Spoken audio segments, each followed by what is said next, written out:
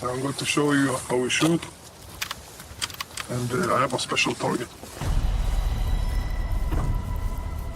Okay?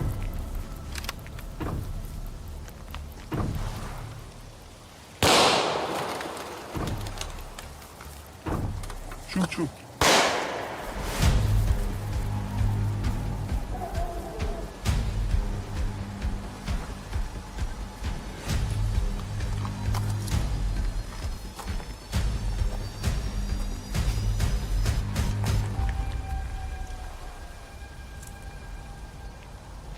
I hate guns.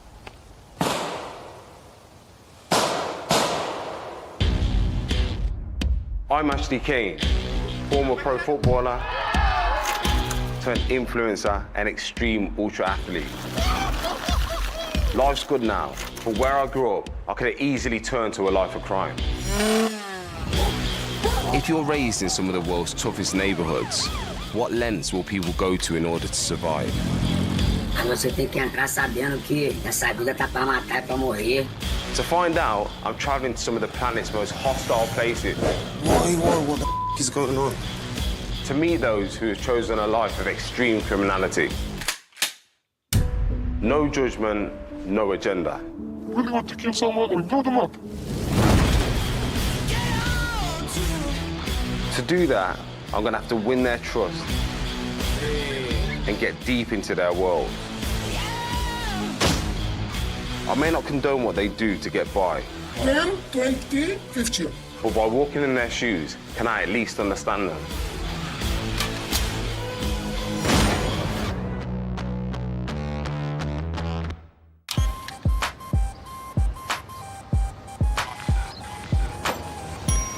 I never thought of Sweden as a dangerous place. In my head, it's a peaceful utopia, home to IKEA, ABBA, and total football legends Zlatan.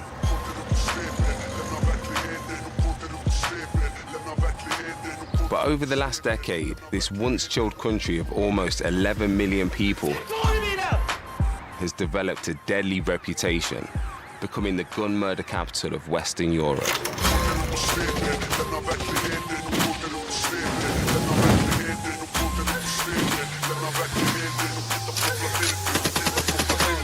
In the UK, I hear a lot about young men and knife crime. But in Sweden, it's all about guns. Why is it so crazy?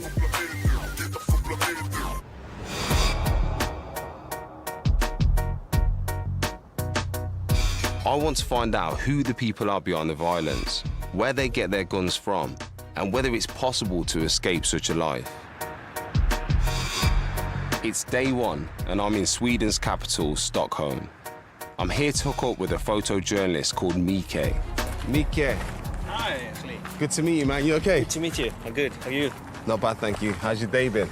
It's been good. I work as an office manager by day, and at nighttime I document crime scenes. Wow. Yeah. Feel like Bruce Wayne. Yeah, you could say that. Yeah. Bruce Wayne by day, Batman by night. Sure. And, you know, because you documented these crime scenes, what's it really get like around here? Right now, we are at the beautiful part of Stockholm. This is the part that almost everyone knows of Stockholm. Yeah. It's usually not what I see when I go around. Most nights, Mike chases blue lights to post reports on shootings. If anyone knows what impact this violence is having on ordinary people here, it's him. It started out as a hobby. I started taking some pictures of crime scenes when I had the camera around me, and now I'm here 6 years later. Over the years, it's changed from being a hobby to more an obligation for me, because people are counting on me to give them information and publish pictures about what is happening in their communities. Yeah. It's also a way of showing the ones in charge, the politicians, what is happening in the society and how this is affecting our communities. So, what is the problem? The problem is that we have a big increase over the last couple of years in gang-related violence.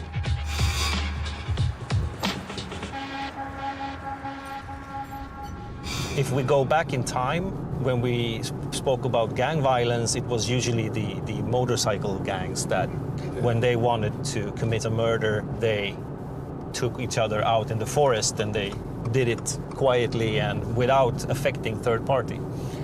To where we are now, where people can shoot someone in the middle of the day. And that's a scary development, if you ask me.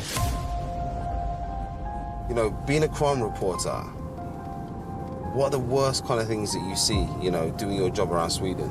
One of the worst things is actually a shooting, a murder where I previously lived, where a man in his 20s got shot. And this was on your doorstep? Yeah, this was like 50 meters from where I parked my car. It was quite chaotic at the scene when I arrived. There was a lot of people trying to find the ambulance and the police in desperation for trying to save their friend. So it was not one of these moments when you pull your camera straight out and you start taking pictures. You have to take a step back and just evaluate the situation.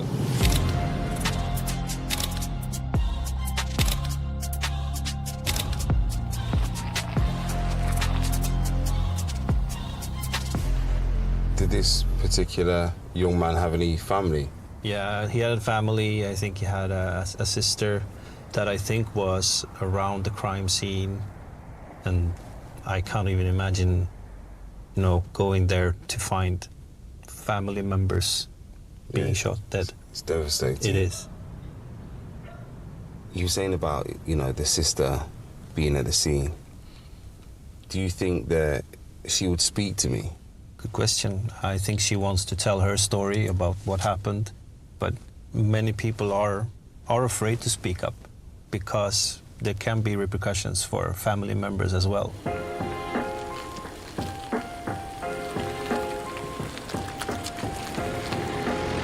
Mike says it'll reach out to the young woman to see if she'll speak to me. Thanks to him, I'm beginning to get a sense of the impact these shootings are having on local communities. But I still don't really know who these gangs are. So to dig deeper, I'm on the way to meet Lulu, a civilian investigator who works with the police. Lulu, what's going on? Ashley, lovely to meet you, brother. Good to see you. Thank you for coming here today. I'd like to say that, you know, when I thought of Sweden, I was kind of shocked to find out, you know, the true reality of it here, you know, how dangerous it can be. The brutality that we see today, like the number of shootings and explosions and murders and attempted murders that we have, it's shocking. I think it's shocking for everyone. And they don't have any like care of who they're hurting, injuring, killing. They don't care. Have you got anything that you can show me to give me like a bit of an idea or kind of prep me of like the kind of things I'm going to be seeing, the people I'm going to be meeting, and some of these incidents? Yeah. This is from a shooting. This is chat logs in Swedish. Okay. That we managed to retrieve when we took the shooter's phone. The victim is a 15-year-old boy, right? Sitting in a sushi restaurant like this. And the shooter is outside the door. And he writes to the guy that orchestrated everything. He says, bro, he's sitting inside and he's going to eat. Should I take him in there? Like, should I shoot him in there? Yes, bro. Shoot him in the head, empty the mag, bro, till it ends. Yes, he will die, bro. I will guarantee you 200,000 crowns if he dies. And then he answers with a heart emoji. So what happened was he stood outside for a bit, a couple of minutes, and he just walked in and he shot him in the head. As you can see here, Ashley, what he writes to his friend afterwards, like a couple of minutes after, he laughs and he says, 1 shot, 1 kill afterwards. Was Sweden always like this, or is it something that's, you know, spun out of control in recent years? Sweden wasn't always like this. Sweden was not even close to like this. And we saw a change, I would believe, 2014, 2015, I would say. Okay. That we started to see young men in gangs start to rival with other young men in gangs, and it just progressively got worse since then. In those times, 2014, 2015, what do you think the main catalyst was? Why was there that explosion in this culture? I mean, it's a good question with a lot of different answers, you know. We have a massive migration from underdeveloped countries all around, like Eritrea, the place that my father is from.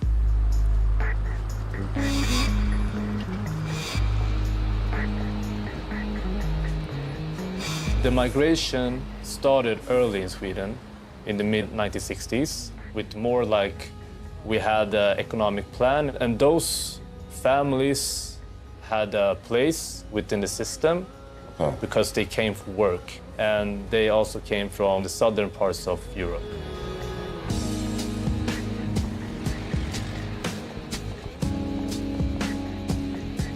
So, what's the difference now with the people that are coming over? Today, it's a different type of migration, totally. It's migration from countries that are exposed to political instability and war, and those countries are, compared to Sweden, very, very different. And Sweden hasn't had the capacity to help them with the things they need help with. The infrastructure, yeah. Exactly, to make them a part of the broader society. And it's hard to compete with people that was born here. Yeah. With all those privileges that we have that was born here. And they come from underdeveloped countries. So then now they want to compete, obviously, for the jobs and stuff like that, and they don't have access to the same things.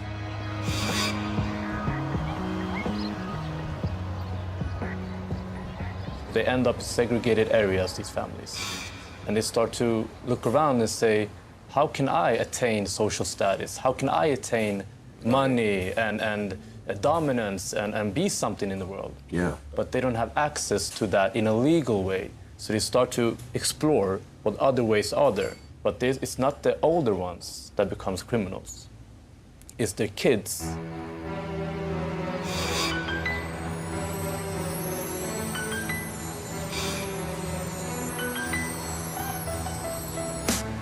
It seems that social deprivation, a lack of integration into society, along with simply wanting to earn big, is driving young men in these communities into gangs.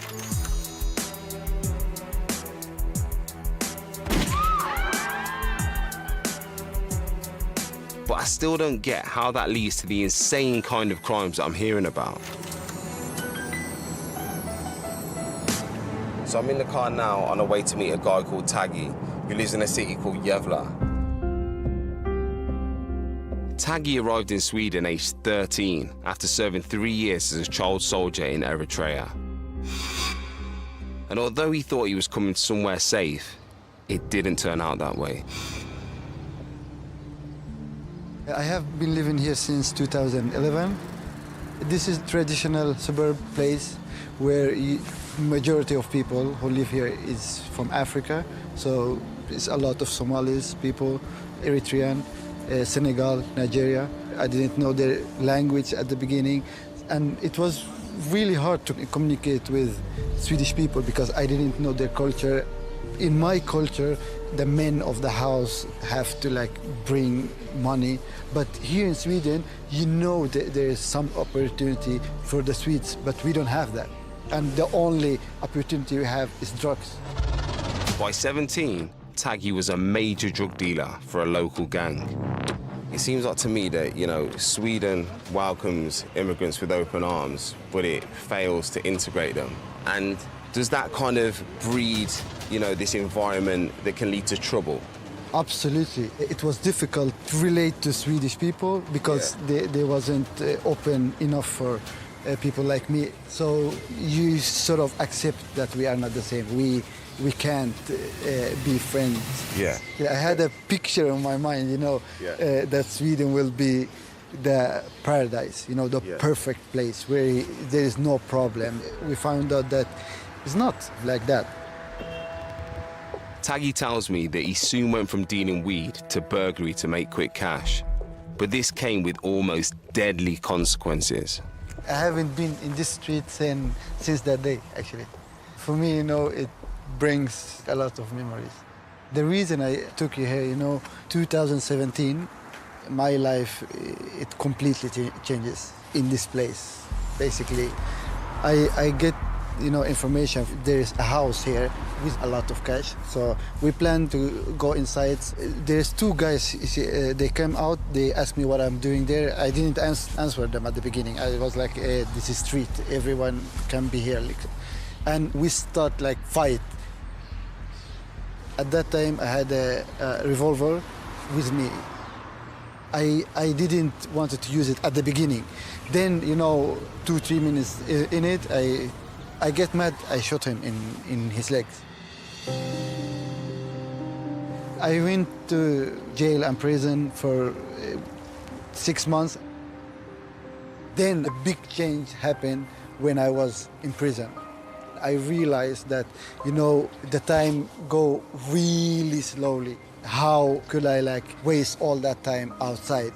I wasted nearly 5 years just doing nothing. I came to my senses that it's not worth it. Do you regret what happened, on that evening? Honestly, no. I am some way relieved because it changed my life. If I wasn't sentenced, I went to prison, I think today I will be criminal until today. Yeah. Bro, do you ever think, what if you'd have killed him? That have impacted your life, but also, that man's got family, he's got people around him. Did you ever think about that? Yeah, absolutely. Today, every time I think back about that day, I think about his family, what trauma he have been through. The bullet, they couldn't take it out. It's actually still in his leg. So, he will be affected for the rest of his life. Today, I can't change that, but the thing I can change is me.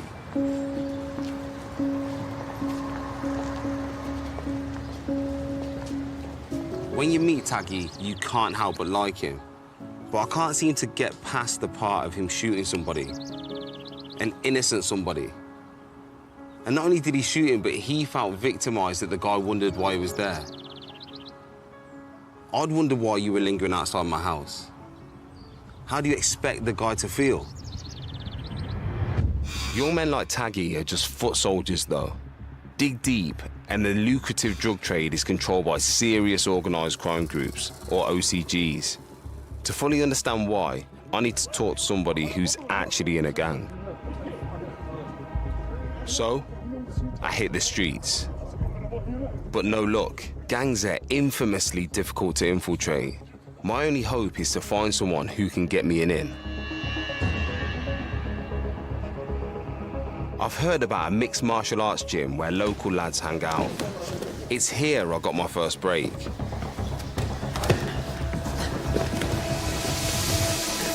Just not the kind I was hoping for.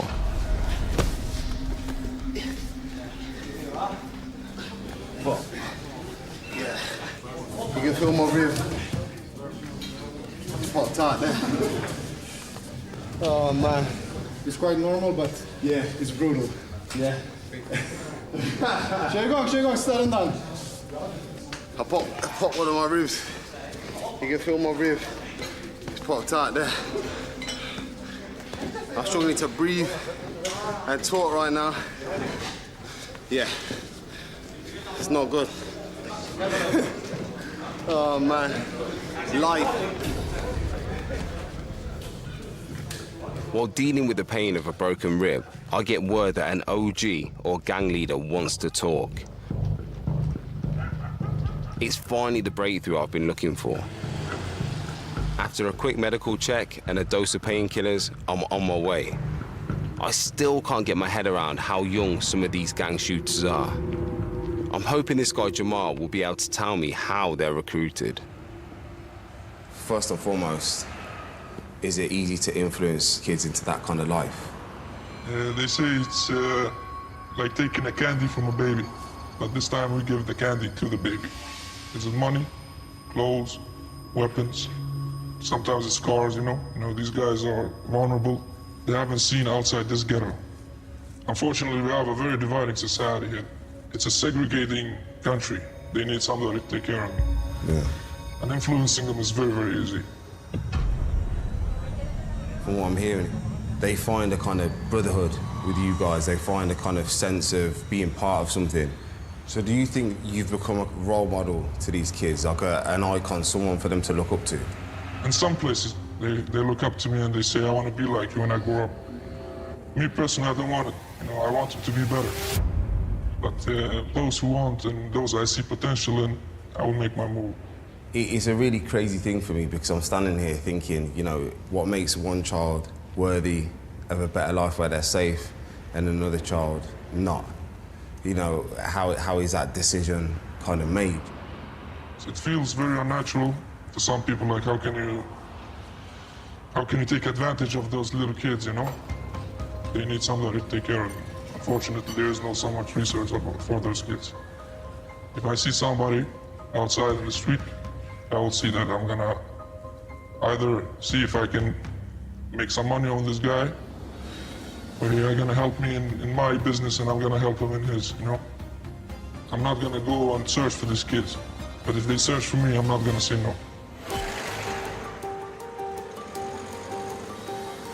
Now, these guys can say they care about the kids and they're trying to give the kids a chance, but I find that hard to believe. If it's my kid, if it's kids that I know, I want them to be better, I want them to be doing the right thing, and I want them to be safe and happy. And it's hard to think how anything about this life can do that for these children. Madness.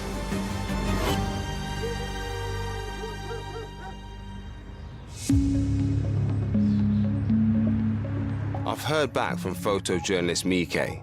The sister of the man murdered by a gang outside Mike's home has agreed to meet. Her name is Frida.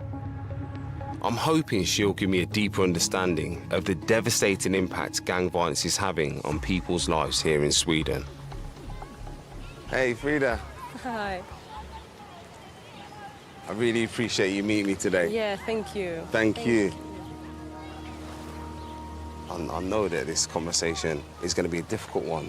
Not only for you, I think for me as well. Yeah. But I think it's really important to share this side, and to talk about it more.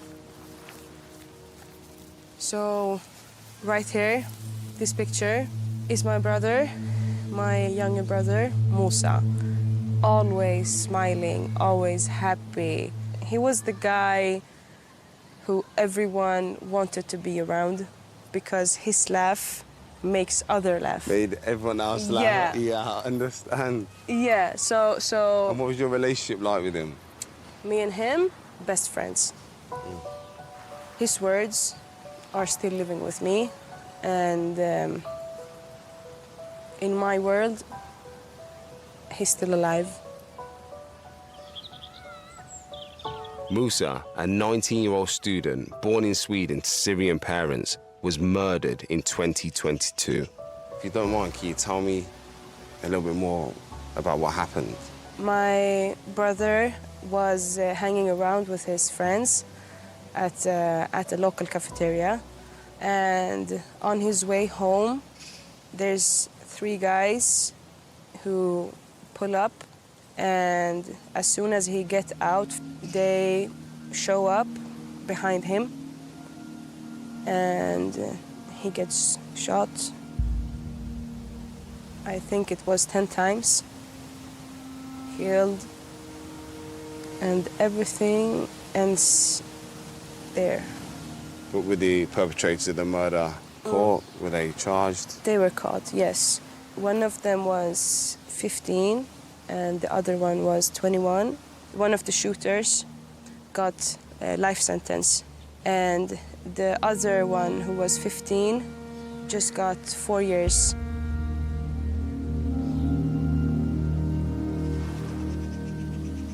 I couldn't believe it at first. How can you just serve 4 years? For me, those short sentences is the reason for all of these gang members encouraging these children. Yeah. I don't understand why these people would do that to your brother. He didn't have anything to do with this. And as his sister, I will tell you right here that I know my brother is innocent. He hasn't done anything to deserve this. I don't need anyone to prove me that, because I know it. Police believe Musa's killing was a case of mistaken identity.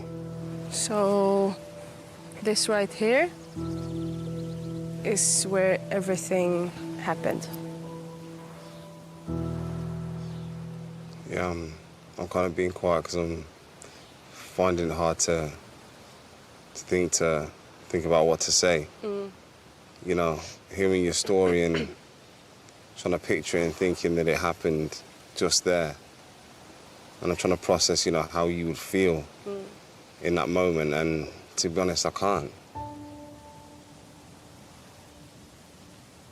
The feeling I had right there as his bigger sister, I couldn't be with him when he took his last breath. It was a feeling that I still, to this day, can't really accept. And it's a breaking feeling, you know? Still to this day, it hurts.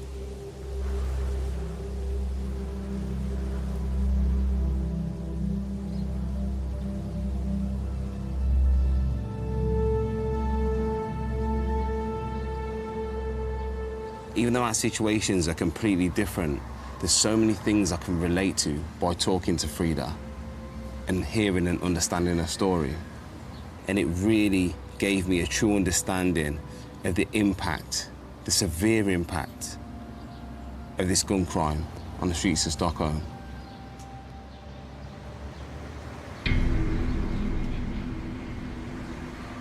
What's mind-blowing is how lenient the law is for kids who kill. I mean, 4 years for murder is insane. But how are teenagers getting their hands on guns? And what are the police doing to get this craziness under control? I'm reaching out to a guy with his own YouTube channel who's obviously deeply in with the Stockholm cops. His name is Daniel. Are they writing? Hi there, Daniel. This is Ashley Cain. I'm currently making a documentary for the BBC about the gang violence in Sweden. So if you could send me over a bit more information. After a bit of chat, Daniel hooks me up with an officer who has a lot of experience with gangs. Perfect. Thank you. And thankfully, she's willing to talk. Rinkeby is home to around 20,000 people, and more than half of them are originally from outside of Europe. It's a melting pot with a history of boiling over. So I'm outside the police station, about to meet a police officer called Rissa, to try and understand the day-to-day struggles and challenges that she may face policing the streets of Rinkeby. This suburb is historically home to some of Stockholm's most fierce gangs. And with gangs, come guns. Rissa, there's a lot of guns here. Yeah. Are these all the guns that have been seized? I mean, I'm looking around the walls and there's guns everywhere. Yes. We have a lot of guns. Uzi, Kalashnikov, and the kind of different arms here. Explosive hand grenade. I mean, we start with maybe one gun and it became, you can see by yourself. Is there any idea of how many guns there is out there on the streets in a minute? It's very difficult because right now they are more open on the street than what we are seizing. I know one journalist who came in Rinkeby. After 1 hour, he could buy a gun because there are so many guns here. Did the killing start over, drugs and money? Yes, of course. And then they move over to taking contract, killing other people. So you're gonna be okay, what's the motive? Why they're killing each other? Then, revenge became a big part of it, rivalries, and then this vicious circle just keeps going around and around. Most of them, when you talk to them, I mean, those criminal or gang criminal I meet here, they say that, let us eat each other. I mean, kill each other until the end. Because they know that this kind of gang wars is not going to end up now. Because some of the gang members have brothers who want revenge. So if they kill your brother, you want revenge. it's a very complicated conflict here. But life seems cheap. Yeah. Meeting Rissa and seeing all this artillery on the walls has got me thinking, how does this stuff get into the country? Now I've gained some trust in the underworld here. Maybe there's a way I can find out.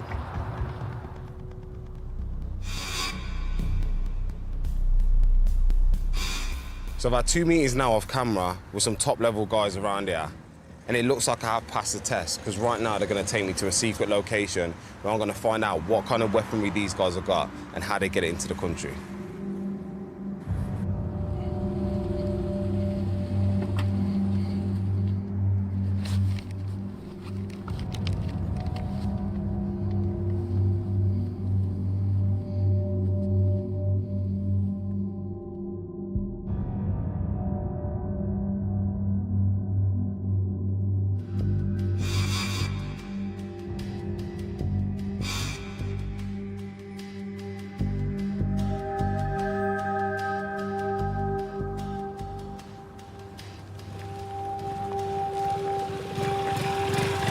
Assalamu alaikum. Ash, good to meet you, brother. Thank you. Good to meet you, brother. Thank you. Good to meet you, brother. Good to meet you, brother. Where is the 9mm? Good gun? Yeah, very good gun. Reliable? Yeah. And how much would that be, you know, in euros? 3,000 euros. Yo, are you guys able to tell me, you know, where these weapons come from? A lot of guns come from Balkan. They come from Albania, Serbia, Bosnia. There was a war there, and now there are more guns than people that live there, you know. How easy is it to get them in? I can tell you about methods that we have used before. Yeah. The methods that we use now, you understand, I can't tell you. Of course. You know, you put a secret spot in a car, you put the gun in, and you drive. Sometimes we use couriers, you know. They come, 2 guns, they take the risk, and then we get them in. You know, on the streets, is there any bigger weapons? You know, people rolling around with, you know, some heavy artillery? And I can show you this. This AK-47. You can't go around with an AK in. Of course, yeah. It's too big. You can't hide it. You can't throw it away. Yeah. The police comes, you're fucked. So AKs, they're hidden. We dig them. It's only for big things. It's only for big things. So that'll be kept, you'll bury that somewhere. Yeah. And that gets dug up, you know, when shit's really going on. When shit's going real. Yeah. That's when we use the AK.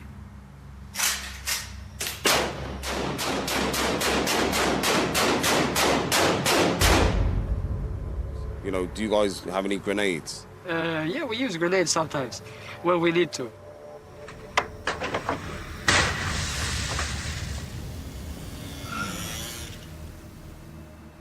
Hand grenades are usually smuggled into Sweden. Yeah. But a lot of people, they use thermos bombs. They build a bomb inside a thermos. We really want to fuck somebody up, we blow them up. If we can't find them, we blow up their car. But we don't, like, blow up whole apartments. That shit we don't do down here.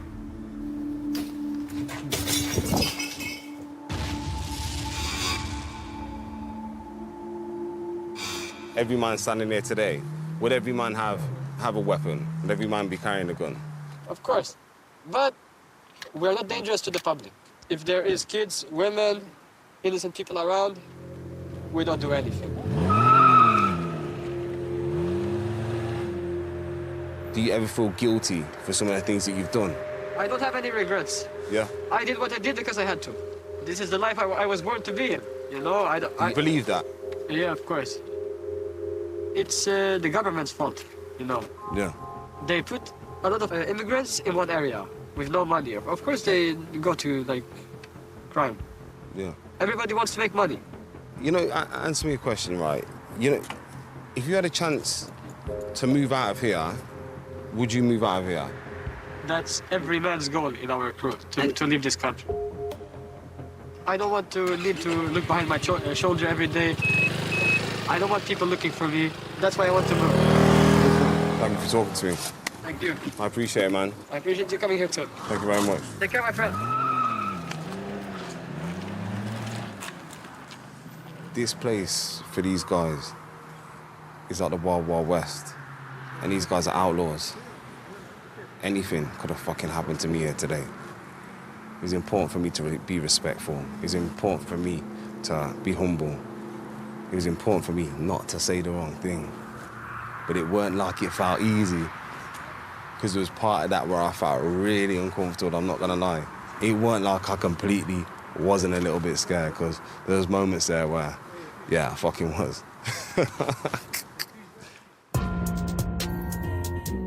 Meeting the weapon smugglers gave me an understanding of how these guns get into the country. And they're all helping arm these young killers and fuel turf wars across Sweden. In a bid to understand what's going down, the next place I'm heading to is where Sweden's gang culture originally lit up. Sweden's second largest city has been a hotbed for gangs for almost 2 decades, which means there are people here whose whole lives have revolved around guns and violence. I want to know what kind of toll that takes on a person and whether there's ever a way out. Alex. Ashley. How are you? I'm all right. How are you? Welcome to Gothenburg. It looks beautiful. It's a beautiful city. It's my hometown. Alex is a journalist. He's going to give me the rundown on the city's warring crews, known in Sweden as neighborhood gangs.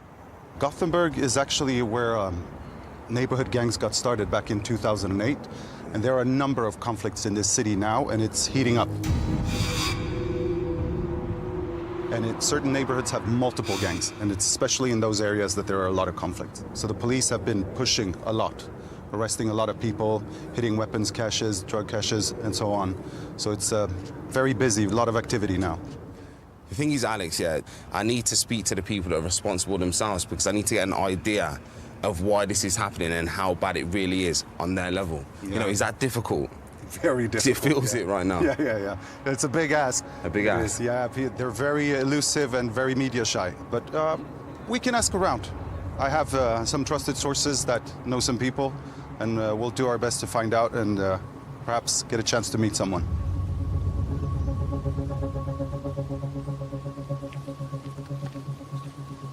I'm hoping that Alex can get me an in with a big-time player to explain how the gangs have evolved and what it's like to be top dog. Alex, how are you? Good, good. Have we got some good news or bad news?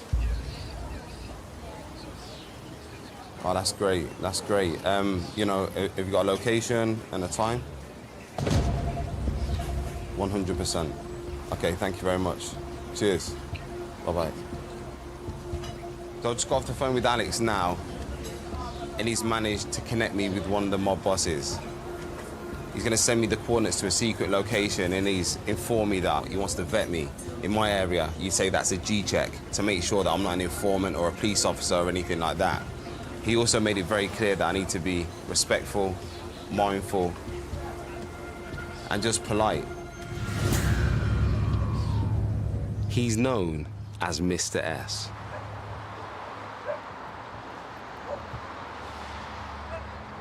Recording, we're recording. Waiting game.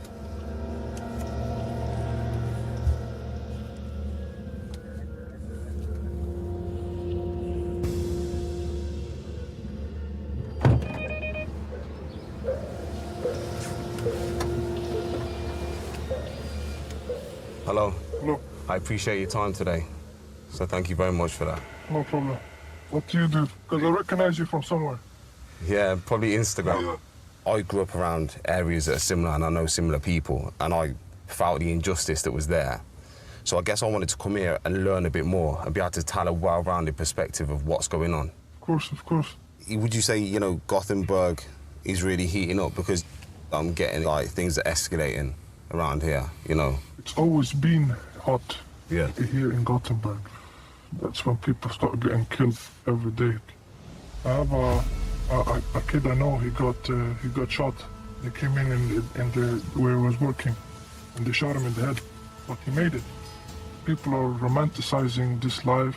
I say, hey, look, it's so good. We have nice cars, we have jewelry, we have guns, we have girls, we have all this, but they don't show you the shit behind the scenes, you know? Yeah. It's a dirty game. It's much politics.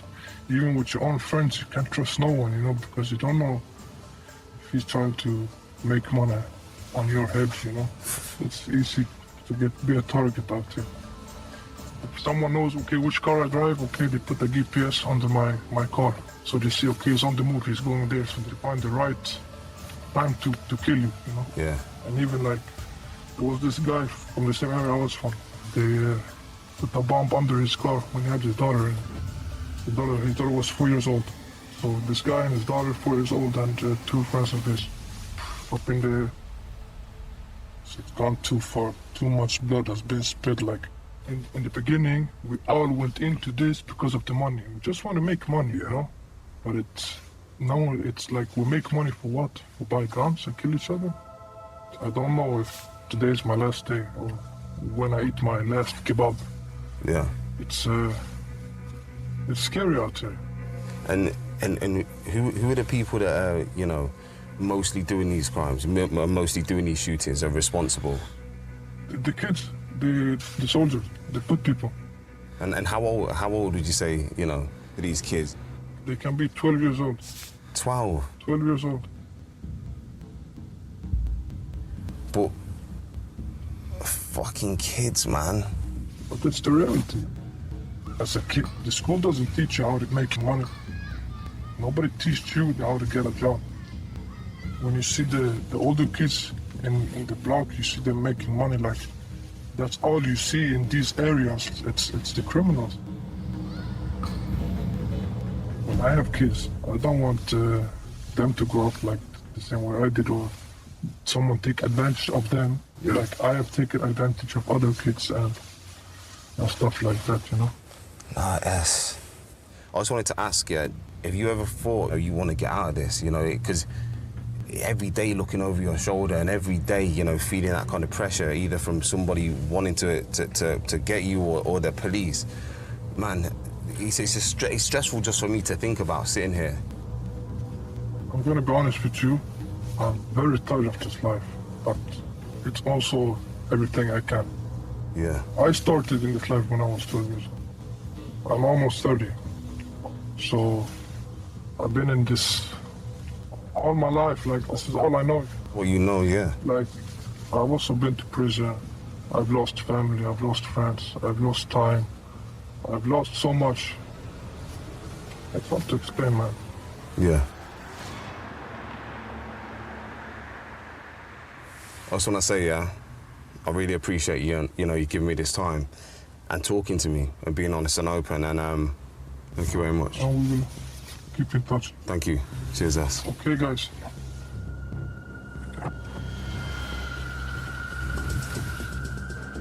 I'm gobsmacked talking to S. He seems so tired of gang life, but he can't get out.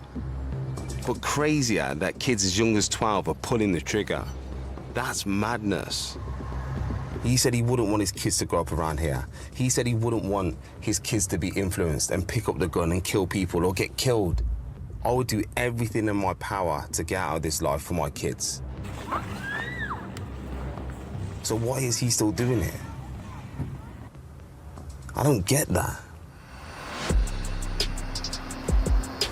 From what S told me, it seems that once you're in this life, it's hard to get out, whether you're a boss or a foot soldier. It appears the attraction of the lifestyle and cash is just too strong, especially for the next generation.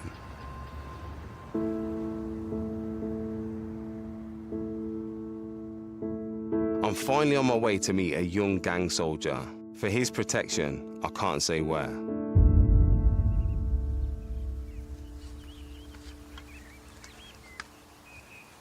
Nice to meet you, and thank you for coming here today, you know, to help me get an understanding.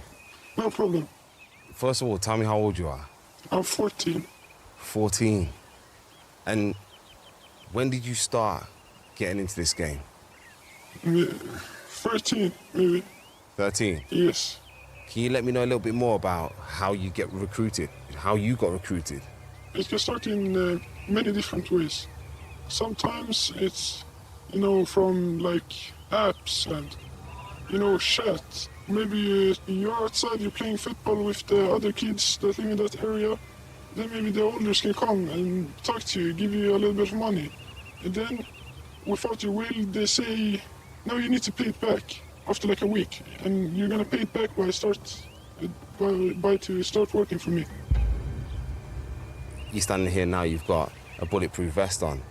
And so I can understand what kind of things, you know, do you do? What kind of things are you told to do? What kind of things are you made to do, you know, by being involved in this? I've been asked to kill people a lot of times for very much money. Yeah. A lot of money. There are some things I've done, and I can talk about that a little, but I don't want to go too far. Have you done anything around explosives? Yes. Is the whole objective of an explosive to kill people or to warn people? We use it more for like to show that you don't mess with us.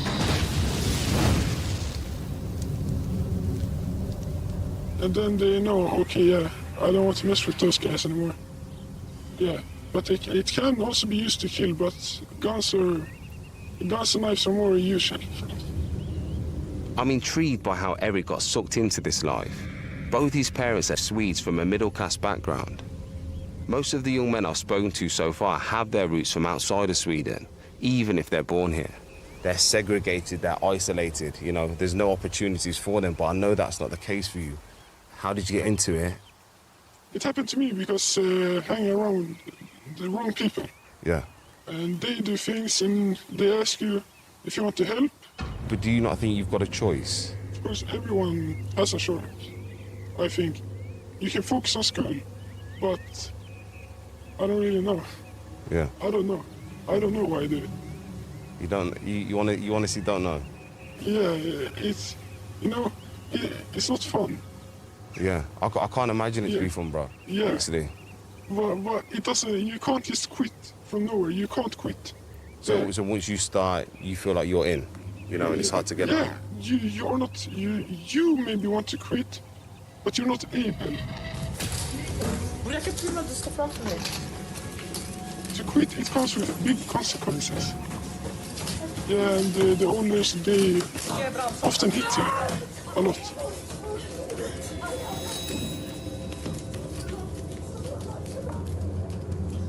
Till you agree to start working again. Have you got anything else that you can show me so I can get an understanding of what it's like? Yeah, I can show you maybe this. These are usual videos that you have to see. They have to kiss each other. Oh, man. Slicka dem! Igen, hela skon. Slicka dem, tvätta dem. Ja. Andra, vad tror du? Vad tror du andra också? Listen, what the f... Jävla slicka. Här igen. Slicka dem! Yes.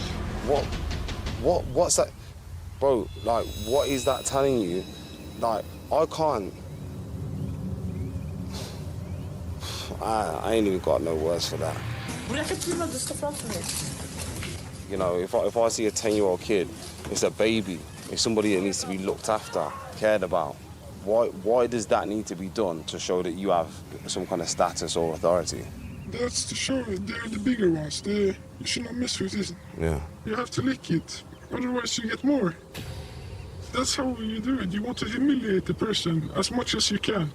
I couldn't imagine, you know, having to grow up like you've had to grow up and do the things you've done. So do you think you're fully aware of all the consequences of this? Yes. Yeah, there's a lot of consequences. Yeah. If you really want to, you gotta take the risk. Yeah. If you don't take any risks, you don't win. Listen, bro, I really appreciate this time today. I know it's not easy to come, you know, to these kind of places and talk, and yeah, I value it. So listen, thank you very much. Stay safe, man. You know what I mean?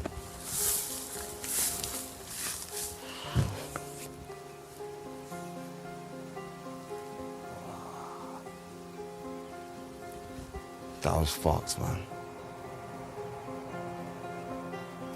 I don't know. Seeing that, it turned my stomach. I feel really uneasy.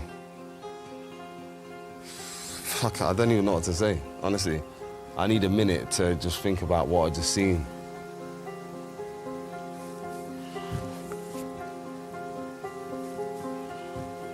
I don't get people pulling the trigger and killing people. I don't get people recruiting kids to do their dirty work. And I fucking don't get that shit. That's made me feel upset. That's made me feel fucking upset.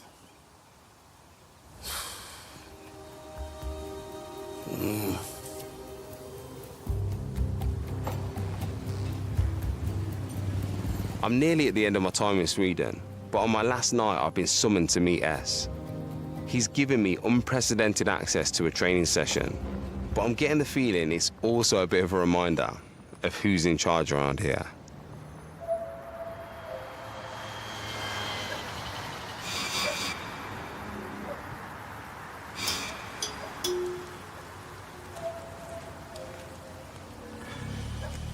It's 1:30 a.m. and I'm walking in some random woods somewhere in Gothenburg, and it's eerie as fuck. But S has asked me to join him with one of his boys to see a training exercise. I don't know what the fuck to expect, but I know I need to be here to find out. Yes, gentlemen, how are you? Thank you, S, for having me again. I have a big surprise for you today. I'm going to show you how we shoot, and I have a special target also. Okay? Yeah. And this is something that you would do, you know, you target practice. Yeah, when young guys have to learn how to use guns, they never used guns before. We take them out to the woods. Yeah. We show them how to use it. Maybe like safety stuff and stuff like that, so they don't shoot themselves. Cool. This is a 7.62. This penetrates all bulletproof vest. Really? Nah. I promise you, bro. Look on YouTube. This penetrates Kevlar, bulletproof vest.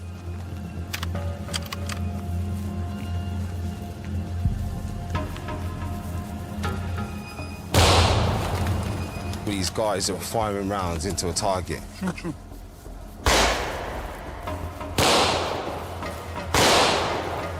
The crazy thing is about Sweden, though, it's not a target, it's a person that's actually losing their life. And, you know, it's fucking horrible.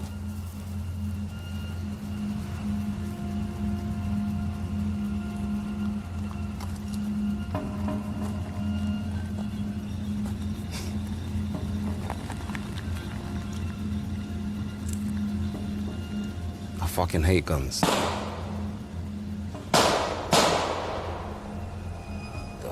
What is going on?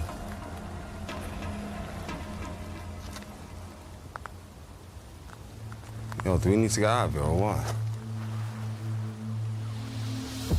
When I thought about coming to Sweden for the first time, I couldn't have imagined this country ever being like this. Gangs shooting each other, blowing each other up and killing each other. But that's the reality. I wanted to learn why young men are resorting to gang and gun crime. I've learned that when Sweden opened its doors to immigration, it didn't help these young men integrate, find work, give them opportunities. Some feel like their only choice to earn big is through crime, driven by the attraction of the recent influx of drugs money. Gang leaders, they prey on this, getting kids as young as 11 to do their dirty work because they know they'll get minimal punishment, even for murder. But once they're in, they're trapped, no matter how high they rise. Do I agree with what they're doing? Definitely not. Do I like it? Definitely not. But it's just something inside me that's like,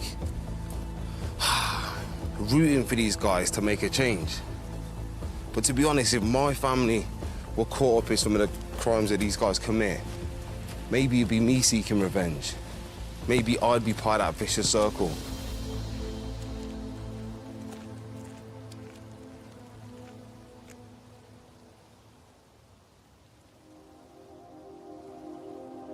Before leaving Sweden, I'm meeting up with Frida again. This time at the cemetery where her brother is buried. Hey, Frida. Hello.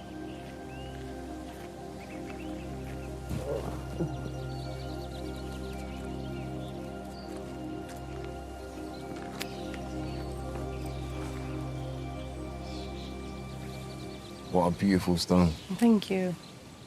It's lovely. You know, Just like him. just like him, Musa.